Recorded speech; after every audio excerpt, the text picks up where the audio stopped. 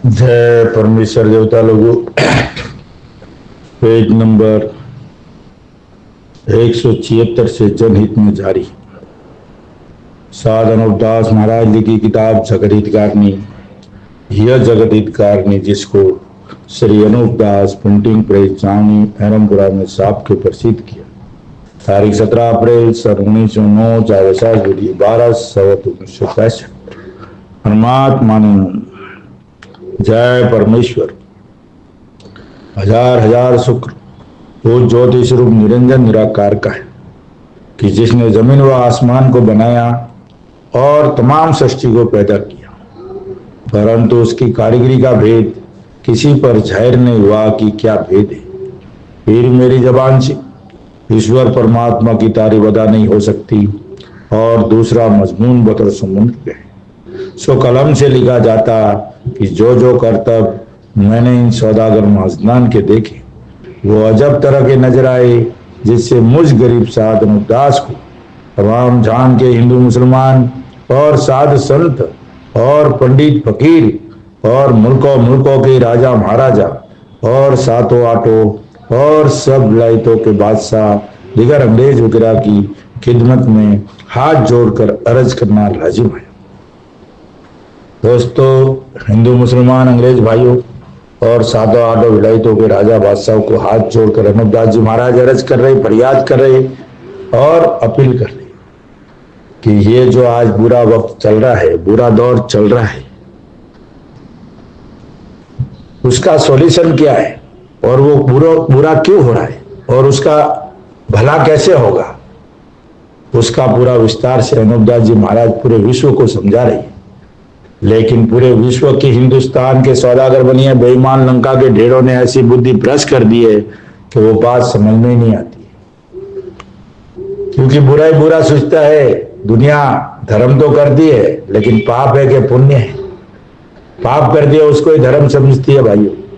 जैसे आज हम कुर्बानी देते हैं, बलि चढ़ाते, तो ये धर्म की बात है क्या? सोचो जरा, ख्याल करो। किसी की हत्या करनी है धर्म की बात है क्या? किसको दुख देना ये धर्म की बात है क्या? किसको किसी भी प्रकार का बिना वजह हम दुख देते तो वो धर्म की बात थोड़ी है। इसलिए भाइयों, सतयुग में शेर और बकरी एक घाट पानी पीते थे। उन लोगों में भी यही इरादा था, अपनी चीज को अपनी जानते थे, पराई चीज को पराई जानते थे दुनिया। और सूरज चंद्रमा अपने अपने कायदे के मौजूद उगते थे। जैसे सूर्य अस्त होता था चंद्रमा निकलता था, चंद्रमा अस्त होता था सूर्य निकलता था। कभी अंधेरी रात नहीं होती थी, महीने की महीने बरसात होती थी, जिसको लोग 12 मेघमलान कहते हैं। और सोने चांदी की भी कोई चीज की कमी नहीं थी। साल में एक बार खोद के लाते थे, साल भर का काम करते थे, तो किसी प्रकार का रोग नहीं था। फल फूल मेवा मिष्ठान बिगर बोए हुए खेती होती थी। ये सतयुग की बात है, ये भी ग्रंथों में लिखा हुआ है। तो भाइयों, ख्याल करो कि आज ये ऐसा क्यों चल रहा है। तो इसकी लंबी स्टोरी है कि सबसे पहले कदमी पाप के उस्ताद तो हिंदुस्तान के सौदागर बनिए ही है। इन्होंने उस पाप को यूज किया, पहले रावण के बुजुर्गों को सिखाया, फिर रावण को सिखाया, तो रावण ने पहला इंद्रजाल के नाम से पाप चलाया और फिर उनका काम पूरा हो गया तो रावण को भी खात्मा करा दिया। फिर अन्नाकश्यप आया, उसने राक्षसी नाम का पाप से उनको सिखाया, फिर उनका काम हो गया तो उनका भी खात्मा करवा दिया। फिर कंस आया, उसने जादूशाला नाम से पाप चलाया, फिर हिंदुस्तान के सौदागर बनियों का काम हो गया, उसका भी खात्मा करा दिया। फिर कारून बादशाह ने आया, वो काफिर विद्या नाम से पाप चलाया, फिर उसका भी खात्मा करा दिया। तो भाइयों, पाप सिखाने वाले हिंदुस्तान के सौदागर बनिए ही थे और मरवाने वाले भी यही थे। लेकिन दुनिया को यह बात समझ में नहीं आएगी। ये किताब जब तक जगत हितकारिणी नहीं पढ़ोगे और इसके ऊपर गौर नहीं करोगे, ख्याल नहीं करोगे और अक्षर टू अक्षर कौमा मात्रा जब तक नहीं पढ़ोगे, जब तक ये बात ख्याल नहीं। और पहली बात तो अनुपदास जी महाराज पे यकीन रख के इस बात को पढ़ना पड़ेगा।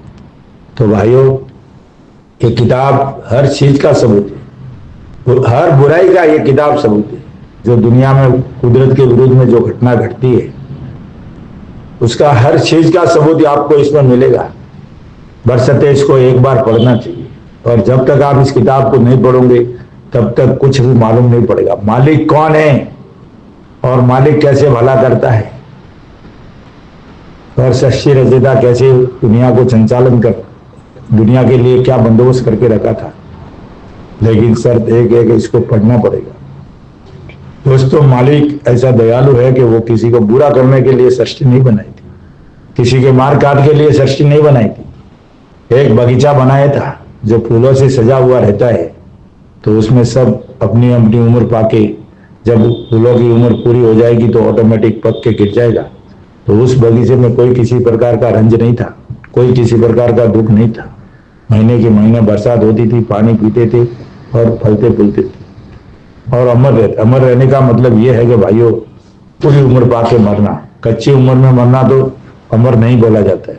अमर का मतलब है पूरी उम्र में मरना, यानी मेरा वंश तैयार हो गया और पूरा उम्र मेरी हो गई जितनी है उतनी, और मैं गया तो उसमें कोई रंज नहीं होता है। जैसे आज कलयुग के पाप के नाम, राक्षसी पाप जो कलयुग चल रहा है, उस कलयुग इस युग में हिंदुस्तान के बनियों ने आदमी की उम्र 125 बरस की कर रखी है, और वो भी पाप से कर रखी है कि कच्ची उम्र, मुझे तो 125 बरस की उम्र में नहीं मारेंगे, फिर भी कौल इकरार से फिर गए। और ये आपस में ये लोगों जहाँ इनके संग जाते, मेले भरते, वहां ये इन लोगों ने कौल इकरार किया था। फिर इनको मालूम पड़ा कि भाई 125 साल तो ज्यादा हो जाता है, तो फिर कौल इकरार से फिर गई। लेकिन मालिक के घर से तो 10,000 बरस की उम्र है, और मालिक पूरी पूरी फिक्र रखता है। और फिक्र कैसे रखता है उसके लिए थोड़ा एक फॉर्मूला बताता हूँ कि भाइयों, जब मालिक पैदा करता है ना, जैसे कुंवारी लड़की को दूध नहीं आता है, लेकिन जैसे ही बच्चे की तैयारी होती है तो उसकी दूध की व्यवस्था वो मालिक करता है। उस वक्त तुम करोड़पति हो जाओ, अरबोपति हो जाओ, कोई काम नहीं करता है। लेकिन जैसे ही बच्चा होएगा तो माँ के थनों में दूध की व्यवस्था मालिक करता है। वो कुदरत की व्यवस्था चल रही है भाई, इसलिए गौर करो। कोई नसीब नहीं है, कोई बोलते हैं ना मेरे नसीब में मेरा वो है, मेरा वो है, ये कुछ भी नहीं। कर्मों के आधार पर कुछ अच्छा युग था, अच्छे कर्म थे। बुरा युग है, बुरा कर्म कर रही है। युग के हिसाब से हम कर्म करते भाइयों, और जब सतयुग था तो सतयुग के हिसाब से कर्म करते थे। आज कलयुग है तो कलयुग के हिसाब से, इंद्रजाल था तो इंद्रजाल के हिसाब से कर्तव्य करते थे, कर्म करते थे। तो कर्मों का कोई दोष नहीं है। कर्म तो जब युग अच्छा रहेगा तो अच्छे ही कर्म करेंगे। इसलिए भाइयों ख्याल करो और इस किताब को एक बार जरूर पढ़ो। और इसको जब तक ये किताब नहीं पढ़ोगे, जब तक कुछ भी समझ में नहीं आएगा। और जनहित में जारी है, पेज नंबर 176 से आगे बढ़ रहा हूं।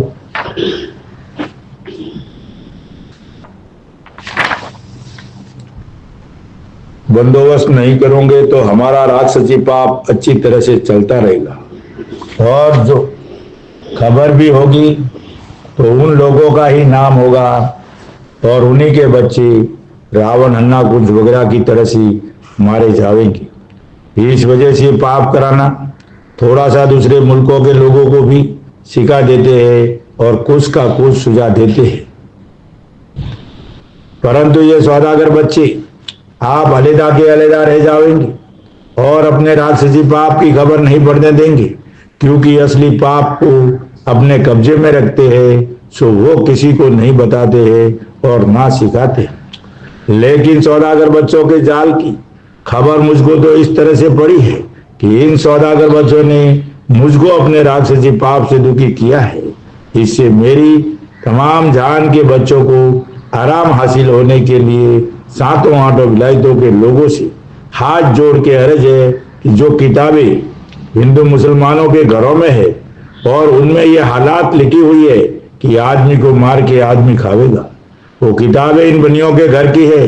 परंतु इन बनियों ने अपनी अक्लमंदी से हिंदू मुसलमानों के बुजुर्गों के नाम और अतीत फकीरों के नाम उन किताबों में लिख दिए, जिससे मानते हैं। आज वो हिंदू मुसलमानों के घरों में बलि देने की, कुछ भी अनेक तरह की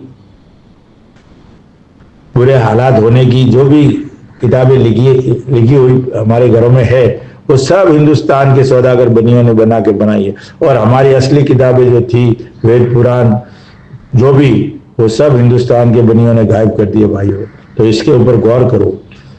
ये कोई मजहब और ज्ञान की बात नहीं है, ये बहुत बड़ी समझने की बात है। और हम आज दुख भुगत रहे, उसके जिम्मेदार हिंदुस्तान के सौदागर बनिए हैं। और ये नहीं समझते हैं कि ये बनिए महाजनान के घर का जाल है, परंतु हिंदुस्तान के जालों से घारत हो गई है। इसी तरह से सातों आठों विलायतों को घारत करेंगे। इससे मुझको बड़ा सोच है कि अभी आप सातों आठों विलायतों के लोगों को इन बनियों के जाल की बिल्कुल खबर नहीं है। सो मैं तुम सातों आठों विलायतों के लोगों को वाकिफ करता हूँ कि दुनिया में ये जितनी खराबियां और कम उम्र में जो मौत हो जाती है, ये सब बनियों के राक्षसी पाप से होती है। क्योंकि हिंदुस्तान तो इसी सबब से खराब हो चुकी है और रही सही है, उसको अब घारत कर देंगे। इससे मैं तुम लोगों को वाकिफ करता हूँ और कहता हूँ कि समझो और इनके लालच देने में मत आओ, बल्कि इनों के जाल दफे करने का बंदोबस्त दिल से करो, ताकि इन सौदागर बच्चों की जाल से हमको और तुम सातों आठों विलायतों के लोगों को सुख प्राप्त हासिल हो। अगर जाल के दफे करने का बंदोबस्त नहीं हुआ तो ये सौदागर बच्चे सातों आठों विलायतों के लोगों को अपने राक्षसी पाप से घारत कर देंगे, कि जैसा किताबों में लिखा है। और बाद घारत होने सातों आठों विलायतों की ये सौदागर बच्चे अपना राज करेंगे। आज जो भी हालातें लिखी हुई है किताबों के अंदर, अगर उसका बंदोबस्त नहीं हुआ तो ये बनिए जो लिखा हुआ है वैसा का वैसे करके कर दिखाओगे। क्योंकि हम तो समझ ही नहीं पा रहे कि क्या हो रहा है, क्या है। हम तो मालिक को दोष दे रहे और करने वाला तो कोई और है। तो उसका बंदोबस्त अगर नहीं हुआ तो फिर जो किताबों में, हिंदू मुसलमानों की किताबों में लिखा हुआ है वैसा ही ये करके कर दिखावेंगे। और बाद गारत होने सातों आठों विलायतों के ये सौदागर बच्चे अपना राज करें। इनका हवस है, धन तो काबू में पूरा कर लिया भाई जमीन माता का, और थोड़ा बहुत बचा है वो भी कर लेंगे, परंतु अब इनको राज करना है पूरी दुनिया के ऊपर। और जिनके पास धन दौलत ज्यादा रहेगी वो राज करेंगे। इस वजह से इन्होंने ये राक्षसी पाप चलाया है। सो सातों आठों विलायतों के लोग और अंग्रेज वगैरह अपनी अपनी औलाद बचने के लिए इन सौदागर बच्चों से राक्षसी पाप का कराना छुड़ाओ। और जब तुम्हारी औलाद बचेगी, क्योंकि यह जाल तुम्हारी ही औलाद से छूटेगा, ये हिंदू मुसलमान और अंग्रेजों की औलाद वगैरह से ये पाप छूटेगा, दूसरा कोई इसको छोड़ा नहीं सकता है। और नहीं छोड़ा है तो औलाद नहीं बचेगी, घारत कर देंगे और बुरा हाल कर देंगे, अंग्रेजों से भी बुरा हाल करेंगे। और हम सपना देख रहे हैं, जैसे मुसलमान देखते कि हम पूरी दुनिया पे राज करेंगे, हिंदू सोचता हम राज करेंगे, अंग्रेज सोचते हम कोई किसी को राज करने नहीं देंगे। भाइयों, आप उसमें लड़ा के सबको मार देंगे। आज तीनों जात से लड़ने की इसमें उनमें ताकत नहीं है, लेकिन जब एक जात रहेगी, लड़ते लड़ते कमती हो जाएंगे, एक जात होगी टूट फूट हो जाएगी, तब ये एक जात से लड़ना इनको अच्छा ये होगा। तो पहले से ही अब हिंदू मुसलमान अंग्रेजों को लड़वा रहे, लेकिन हमारी बुद्धि भ्रष्ट होने से हमको समझ में नहीं आता कि ये ऐसा क्यों करना। तुम्हारी औलाद से छूटेगा और इनका बंदोबस्त होगा जब ही हिंदुस्तान के लोग भी इन बनियों के जालों से छुटकारा पावेंगे, वरना कोई उम्मीद नहीं है जो बचे। क्योंकि इन्होंने तमाम राजा बादशाहों की अकल कैद कर दी है कि जो समझाने से भी नहीं समझते।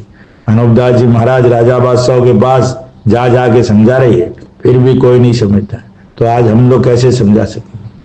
आज तो राजा बादशाह ये किताब को एक बार पढ़ ले तो बात समझ में आएगी, वरना कोई किसी के कहने से कोई नहीं समझ पाएगा।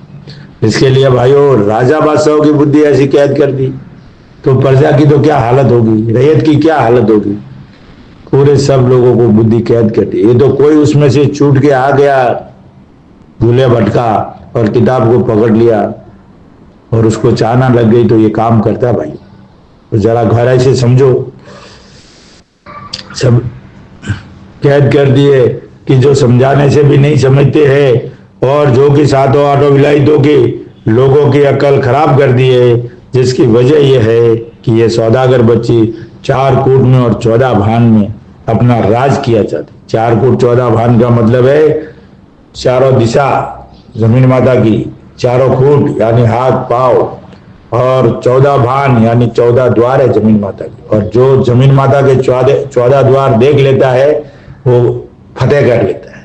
जैसे अनूपदास जी महाराज ने 14 द्वार देख लिए तो फिर तो फतेह कर दी ना, फिर हिंदुस्तान के बनियों को पूरा उनके पूरे कर्तव्य पकड़ दिए। और ये बनियों को 4 फुट 14 भान में राज करने की मंशा है, लेकिन अनूपदास जी महाराज करने नहीं दी। 4 फुट 14 भान में राज किया चाहते हैं, इससे तुम साथ हो। 4 फुट 14 भान मुझे 4 दिशा और 14 भान का मतलब है भाइयों 14 द्वार जमीन माता की, और वो जिंदा जीव है जमीन माता, और हम उसके गर्भ में हैं। ये डंके की चोट पे कहता हूं। वैज्ञानिक लोगों को पहले इसका ध्यान देना चाहिए कि बाबा ये कैसे हो सकता है, ऐसा दावा कैसे कर रहे।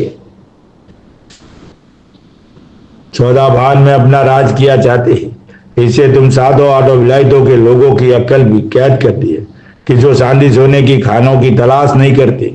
कि पहले जमाने में चांदी सोने की खाने जो थी वो कहाँ गई, क्योंकि जमीन माता तो वो की वही है, परंतु खाने का गायब हो गई। अकल बुद्धि कैद करने की वजह से तो आप खानों की भी तलाश नहीं करते हो। अगर बुद्धि दुरुस्त होती तो कि भाई जमीन माता की खाने कहाँ गायब हो, कैसे गायब हो गई, ख्याल करते, नहीं तो उस तरफ आपका ख्याल ही नहीं जाता है।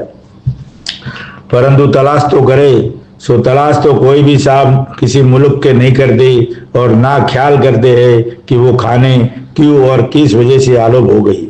सो ये बड़ी भारी गफलत तुम 7 आठों विलायतों के लोगों की है कि जो तुम तलाश नहीं करते हो। सो तुम लोग भी खानों की तलाश इस वजह से नहीं करते हो कि तुम लोगों की अक्ल इन बनियों ने अपने राक्षसी पाप से फेर दी। क्या बोले महाराज कि पूरी दुनिया की सब लोगों की अक्ल फेर दी है, इस तरफ तुम्हारा ध्यान ही नहीं जाता है। अपने राक्षसी पाप से फेर दी है कि जो खानों की तलाश करने की तरफ तुम लोगों का दिल ही नहीं होता है, बल्कि ऐसा ख्याल करते हो कि खाने कदीमी से मौजूद ही नहीं थे। आपको ऐसा लगता है खाने थी नहीं। सो भाई मेरे खाने चांदी सोने की कदीमी से हर एक मुल्क में और विलायत में मौजूद थी। इसको जमीन के शरीर की चर्बी कहना चाहिए, परंतु जैसे कि ये बनिए जमीन माता के नाम का पाप कराते हैं, जब से जमीन के शरीर में चर्बी गल गई, इससे जमीन माता निहायत दर्जे का दुख पा रही है कि जमीन पर अच्छी तरह से अनाज वगैरह नहीं होता है और काल वगैरह पड़ता है। सो ये सब जादू का खेल है। आज जमीन माता के ऊपर अनाज वगैरह नहीं होता है, पूरी दुबली हो गई है, और जमीन माता निहायत ही दर्जे का दुख पा रही है, बीमार हो गई है, फिर भी आप लोगों को खाना दे रही है। अगर इसकी तबीयत दुरुस्त हो जाए और महीने का महीने पानी पीती रहे तो किसी प्रकार का कोई रोग नहीं होवे, तो उसकी औलाद संतान भी मस्त रहे और दुनिया में खाने पीने की कोई चीज की कमी नहीं रहे, किसी प्रकार का रोग नहीं रहे, किसी प्रकार का दुख नहीं रहे। लेकिन हिंदुस्तान के सौदागर बनिए बेईमान लंका के ढेड़ों ने संसार को दुख देते ही है, लेकिन जमीन माता को भी ऐसी हालत कर दी है, कोमा में चली गई है। भाइयों इसका ख्याल करो, इसका संज्ञान करो, इस किताब को पढ़ के एक बार जरूर सोचो।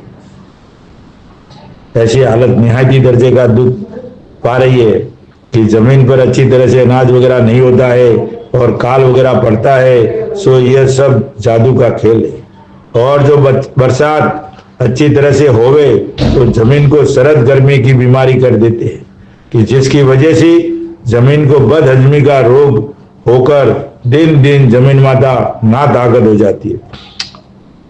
ज्यादा बरसात भी हो गया, मान लो ज्यादा पानी पी भी लिया, तो इसको रोग कर देते, बदहजमी का रोग। तो फिर वो फसलें या कोई भी चीज होती नहीं है ना, जल जाती है। फिर इसी सबब से जमीन पर कोई चीज खाने की नहीं होती है। मिसाल इस तरह पर है कि जब कोई आदमी को बीमारी किसी किस्म की हो जाती है तो वो शख्स कुछ खाना वगैरह नहीं खा सकता है और न काम कर सकता है। अगर से उसने खाना खाया भी होवे तो वो बदहजमी के सबब से वो बीमार आदमी कैसे मुसीबत होगा, ये उसका हवाला दिया है कि आदमी को ऐसी की ऐसी तकलीफ आदमी को भी होती है और सब कामों से निकम्मा हो जाता है। फिर इसी तरह से ये जमीन माता भी तरह तरह की बीमारियां पा रही, जिसे कोई चीज जमीन पर पैदा नहीं होती है। और जबकि ये सौदागर बच्चे जमीन के नाम का पाप ज्यादा करावेंगे, जब जमीन के ऊपर कुछ भी पैदा नहीं होगा तो फिर कहां से कुल विलायतों के लोग खाने पीने का गुजारा करेंगे। ज्यादा पाप करावे तो सब कुछ खत्म कर देंगे, तो फिर कहां से खाने पीने का गुजारा करेंगे।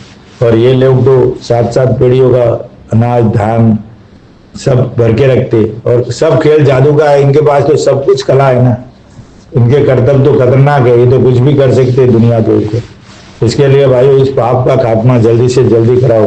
हिंदू, मुसलमान और अंग्रेज तीनों लोग इस किताब को एक बार पढ़ के बंदोबस्त करो, और झूठ और सच की तलाश करो, और तलाश करके इंसाफ करो, तब दुनिया में अमन शांति कायम होगी। अगर ऐसा नहीं हुआ तो दुनिया को ये गारत करके अपना राज करेंगे भाई। गारत करने का मतलब कमजोर दुनिया को लाचार कर देंगे और अपना राज करेंगे, खाने पीने का गुजारा करेंगे, फिर न मौजूद होने अनाज वगैरह के सबब से आदमी को मार के आदमी खावेगा। आज वैसा जमाना आ गया है, बहुत नजीक आ गया है इनका राज करने का। लेकिन ये किताब जगदित कारणी है, नहीं तो वो 100 साल पहले ही राज कर देते। और जो कि किताबें बनियों की बनाई हुई है, और उनमें ये बातें लिखी हुई है कि जिनका नाम अवतार चरित्र वगैरह है, परंतु इन किताबों में इन सौदागर लोगों ने अपनी अकलमंदी से, राक्षसी पाप जाहिर न होने के सबब से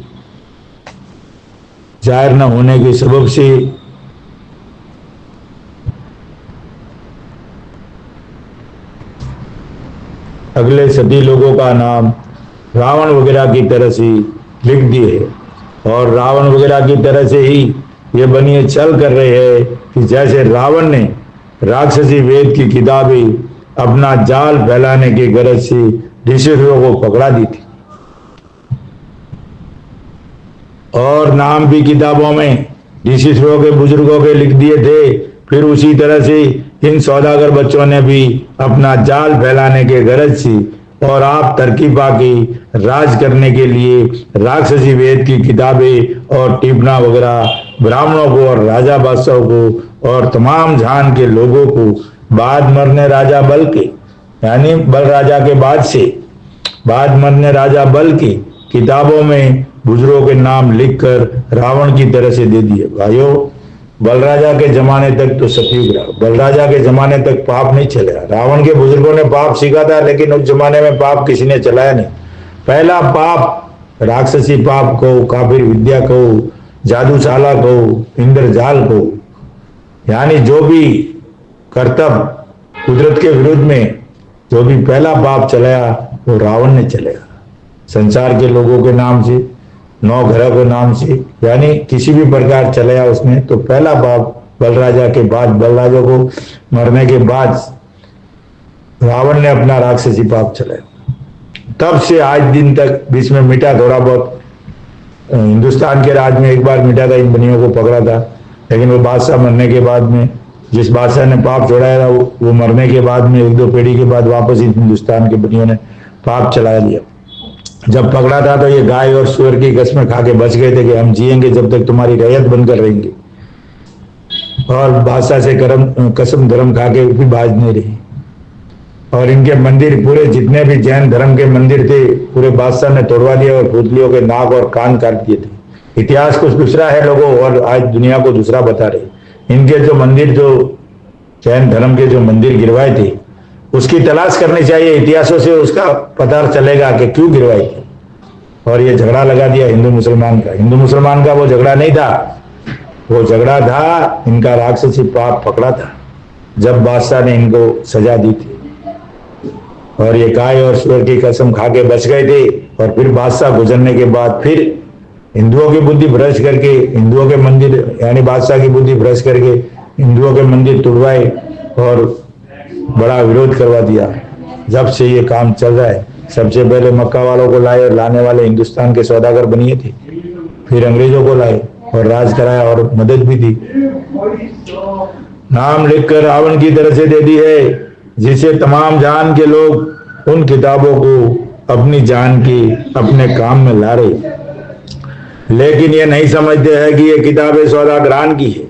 और नाम जो किताबों में हमारे बुजुर्गों का लिखा है सो रावण की तरह से चल करके दे दिया है।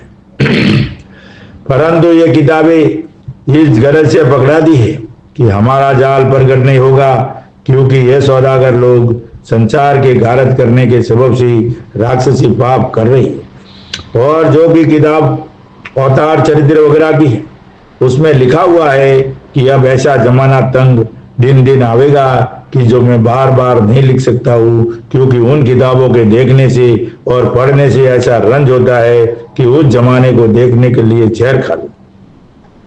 आज वैसे ही जमाना आ गया ना भाई, बाप बेटी को, चाचा चाची भतीजा भतीजी कैसे बुरे बुरे बलात्कार वगैरह होते, कैसे बुरे बुरे काम हो रहे, और दुनिया में कैसी कैसी वजह हर तरह से इतनी बुराई हो रही है कि कोई देखने के आगे भी नहीं देख सकती है, उसका जिक्र भी नहीं कर सकती, क्योंकि संसार समझाने से भी नहीं समझता है। हालांकि संसार इस बात को अच्छी तरह से जानता है कि अब जमाना खराब है। इतना तो संसार जानता है कि जमाना बहुत खराब है और खराब ही आता जाता है, और बदकारी का हाल भी आपस में बहन भाई के सुना जाता है, और बलात्कार वगैरह जो भी खराब काम सुनता भी है, परंतु अब तक कोई ख्याल नहीं होता, अब तक ख्याल नहीं होता। हालांकि मैं चाहता हूं कि सब राजा बादशाह और संसार के लोग एक दिल होके मेरा कहना माने। अनुपदास जी महाराज कहते हैं कि हालांकि मैं चाहता हूं कि सब संसार के लोग और राजा बादशाह और संसार के लोग एक दिल होके मेरा कहना माने। ये किताब जगत हितकारिणी आज की तारीख में भाइयों, एक बार इसको पढ़ के इंसाफ कर दो, दुनिया में सतयुग हो जाएगा, 100% गारंटी है।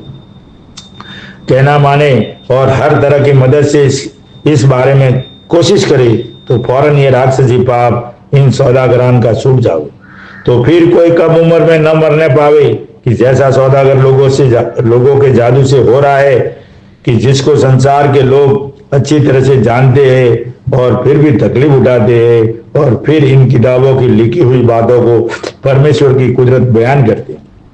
भाइयों, ये परमेश्वर की कुदरत नहीं है, किताबों में जो लिखा है वो परमेश्वर की कुदरत नहीं है। जो कुदरत की बातें, जो अच्छी बातें, जो न्याय नेकी की बातें, वो तो सब इन्होंने गायब कर दी। असली वेद थे उनको तो गायब कर दिए, असली टीपने थे उनको गायब कर दिए। ये तो सब इनके तौर से चला के दुनिया में पेश किए हमारे बुजुर्गों के नाम से, इसके लिए हम उनके ऊपर चलते हैं। हालांकि वो किताबें हमारे बुजुर्गों की नहीं है, बयान करते हैं और उसको दुरुस्त जानते हैं कि जो किताबों में बुरा होने की आग में लिखी हुई है, वैसा ही पाप करा करा के बुरा करते जाते हैं। तो इसलिए भाइयों, जो किताबों में पहले तो इन्होंने लिख दिया, हमारी किताबें तो गायब कर दी ओरिजिनल, और झूठी किताबें बना के चला दी, और इन किताबों में लिख दिया है, तो फिर खेल तो सब इनका ही है ना। तो फिर उसी हिसाब से वो किताबों के लिखे होने के मौजूद ये तो पाप कराते, वैसा ही हो जाता है। तो दुनिया तो यही समझती है ना कि भाई ये मालिक की कुदरत है, मालिक के घर की कौन जानता है, उसकी रचना को कौन ये चैलेंज कर सकता है। इसके लिए भाइयों, मालिक किसी को दुख नहीं देता है। ये आज जो हिंदुस्तान में दुख देने वाले हैं वो हिंदुस्तान के सौदागर बनिए बेईमान लंका के ढेरे। जब तक उसका खात्मा नहीं होगा भाइयों, जब तक वो पाप नहीं मिटेगा, और पाप मिटाना है तो हिंदू मुसलमान और अंग्रेज भाइयों, साथ अनुपदास महाराज लिखी किताब जगत हितकारिणी, वो भी नमूने के आधार की ओरिजिनल पढ़कर बंदोबस्त करो तो दुनिया में अमन शांति कायम हो जाए और दिन और दुनिया का भला हो जाए। इसलिए भाइयों, बार बार कहता हूँ, हाथ जोड़ के अर्ज करता हूँ कि एक बार इस किताब को पढ़ना हमारे शुभ अवसर और सौभाग्य की बात है, इसको चूकना हमारे लिए परम दुर्भाग्य। तो भाइयों, एक बार जरूर इस किताब को पढ़िए और पढ़ करके बंदोबस्त करो तो दुनिया में अमन शांति कायम हो जाए, और आपके बंदोबस्त करने में पूरी दुनिया का भला हो जाएगा, पूरे विश्व का भला हो जाएगा, जीव प्राणियों का भला हो जाएगा, पंखेरु वगैरह का भला हो जाएगा। जय परमेश्वर। और संपर्क के लिए 8905653801 जनहित में जारी रहेगी। कल पेज नंबर 179 से आगे रहेगी, और इस किताब को पाने के लिए हर महीने की 17 तारीख को छावनी अनंतपुरा में निःशुल्क मिलेगी। और भाइयों, जिस भाई को किताब चाहिए तो संपर्क जरूर करें। जय परमेश्वर, जय परमेश्वर।